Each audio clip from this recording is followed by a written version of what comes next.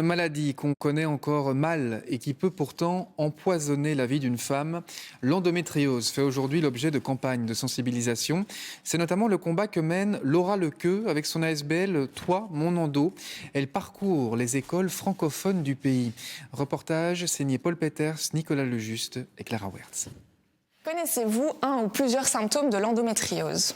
Avec pédagogie et bienveillance, Laura Lequeux parle de sa maladie, invisible à l'œil nu, mais bien présente dans son quotidien. Qu'est-ce qui se passe ? Vous prenez les fils barbelés. Vous voyez les fils qu'il y a parfois autour de champs, de prairies. Vous prenez ça et vous les tordez dans le bas de votre ventre. C'est exactement la sensation que ça peut faire.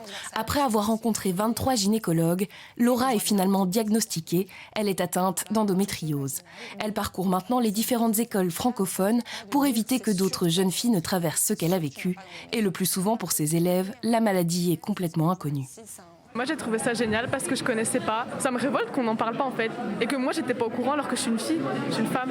Avant ça, j'en avais jamais entendu parler. C'est hyper important de savoir ce genre de choses parce qu'il y a plein de femmes peut-être qui souffrent comme ça dans le silence. L'intervention de Laura permet même de déclencher le signal d'alarme pour certaines adolescentes.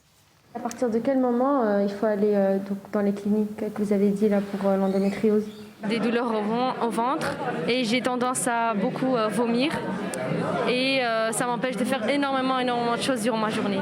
Ça m'a quand même un peu paniqué quand on a commencé à parler et aller plus en profondeur dans les symptômes. Je me suis dit, peut-être que je l'ai aussi. Mission accomplie donc pour Laura. Même si le diagnostic n'est pas encore posé, l'objectif principal, faire que ces adolescentes mettent des mots sur cette maladie afin d'être prises en charge le plus vite possible.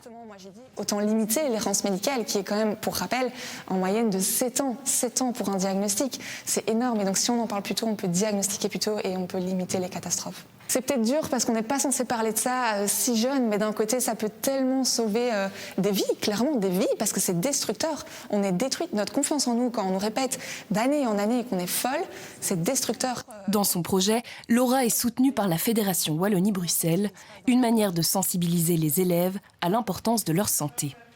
Un citoyen responsable, c'est un citoyen qui s'est informé et qui n'est pas centré que sur les coûts, mais sur tout ce qui fait la vie de tous les jours. Et donc, il faut casser tous ces tabous. Et une seule solution, c'est parler. Pourtant, la maladie n'est pas reconnue par le monde médical, alors qu'en moyenne, une femme sur 10 est atteinte d'endométriose. Alors, je pense que la phrase